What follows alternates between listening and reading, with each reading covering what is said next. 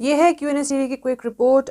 कश्मीर के crime branch के economic offence wing ने 6 लोगों के अगेंस्ट एक चालान जारी किया है, जिसकी ये खबर सामने आई, जिससे जुड़ी हम ये क्विक रिपोर्ट आपके सामने लेकर हाजिर हुए हैं। अब यहाँ ये चालान किस कारण से जारी किया गया, बात ये सामने आई थी कि 12वीं के एग्जाम्स के दौरान इन 6 लोगों का हाथ फेक एग्जामिनेशन सेंटर्स खड़े करने के पीछे था। यानी कि जो एग्जामिनेशन सेंटर्स अलॉट किए गए थे इन 12वीं क्लास के एग्ज़ाम्स के दौरान, वो फेक थे। अब किस तरह से फेक थे, कौन ये 6 लोग हैं जिनका नाम इस तरह से शामिल हुआ, और जो आइडेंटिटीज़ क्राइम ब्रांच कश्मीर द्वारा सामने रखी गई वो है गुलाम नबी मीर, अब्दुल खालिद डार जो कि बोस यानी कि बोर्ड ऑफ सेकेंडरी एजुकेशन के सीनियर असिस्टेंट रह चुके हैं। फिर है लेट मोहम्मद रमज़ान जो कि जूनियर असिस्टेंट रह चुके थे। फिर है लेट मोहम्मद अशरफ खान जो कि हेड असिस्टेंट रह चुके थे इसी बोर्ड में। फिर अली मोहम्मद बदियारी जो कि रिटायर्ड असिस्टेंट सेक्रेटरी रह चुके थे। फिर है लेट मोहम्मद अब्दुल्ला सोफ़ी जो कि higher secondary school, government higher secondary school Saugam Kupwara के प्रिंसिपल रह चुके थे। अब जिस तरह से आप थोड़ा बहुत समझ ही गए होंगे कि इस 6 की लिस्ट में 3 ऐसे अक्यूज्ड भी सामने आए जो अब अनफॉर्चुनेटली इस दुनिया में नहीं है, और जिनके अगेंस्ट इस तरह से क्राइम ब्रांच की इस विंग ने चालान जारी किया। ये सारी कार्यवाही हुई उस एक इंफॉर्मेशन के थ्रू जो कि इनको इनके सोर्सेज के थ्रू मिली कि 12th क्लास के जब एग्ज़ाम्स होने वाले थे, तो एग्ज़ामिनेशन सेंटर्स जब अलॉट होने थे, तो उसमें इन्होंने कुछ धोखाधड़ी की, जिसमें डॉक्यूमेंट्स जो है वो फोर्ज्ड थे, यानी कि नकली डॉक्यूमेंट्स थे।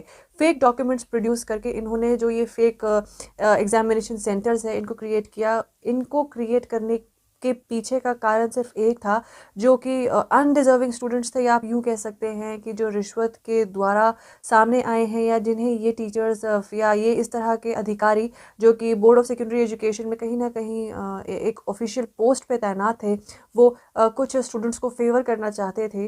तो उन्हीं के फेवरिज्म के चक्कर में इस तरह से ये एक फेक एग्जामिनेशन सेंटर को क्रिएट किया गया, ताकि उनके लिए चीटिंग करना या उन्हें पास करना आसान हो सके। और फिर इसी चीज़ का एक ये भी इस तहकीकात में सामने आई कि जो इसी तरीके से पास हुए बच्चे हैं, वो इसी तरीके की जो आप अब जैसे फेक एग्जामिनेशन सेंटर्स क्रिएट किए गए। फिर ऑब्वियसली जो एग्ज़ाम्स थे उनमें भी किसी भी तरीके की सच्चाई और ऑथेंटिसिटी तो थी नहीं।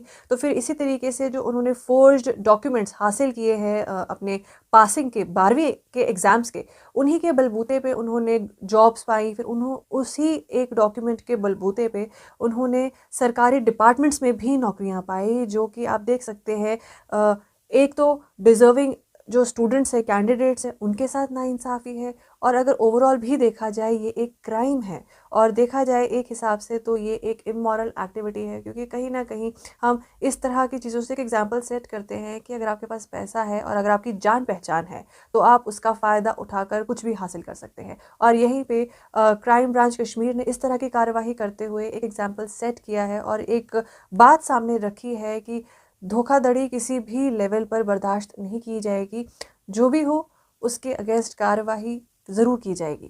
फिर इसके अलावा इस रिपोर्ट में ये धोखाधड़ी भी सामने आई कि एक आर्ट्स फैकल्टी में पढ़ने वाला 12वीं का बच्चा साइंस में पढ़ने वाले किसी और बच्चे की जगह उसका पेपर देने के लिए चला गया, ताकि उसके नंबर अच्छे आ सके। तो यहाँ इस तरह की भी एक धोखाधड़ी जो है वो एक्सपोज होती हुई दिखाई दी। इसमें एक बात तो डेफिनेटली साफ है कि जो इस तरह के एक्शंस हैं वो कभी भी बिना हायर अप्स की मदद से, या जिस तरह से इन ऑफिशियल्स के अगेंस्ट जो चालान जारी हुए हैं, इन्हीं ऑफिशियल्स की मदद के बिना ये इस तरह की धोखाधड़ी, इस तरह का जो एक काम है, ये करना नामुमकिन था। तो यहाँ देखना ये है कि क्या इस पूरे एक स्कैम में, जो ये 12वीं के एग्ज़ाम का स्कैम सामने आ रहा है, क्या इसमें सिर्फ यही 6 शामिल थे, या इनके अलावा भी कोई और इस पूरे स्कैम के पीछे शामिल था। अब खैर यहाँ चालान जारी हुआ है, इन्वेस्टिगेशन चल रही है, तो अब यहाँ देखना ये है कि इस इन्वेस्टिगेशन से और क्या क्या चीज़ें सामने आती हैं, और किस किस चेहरे के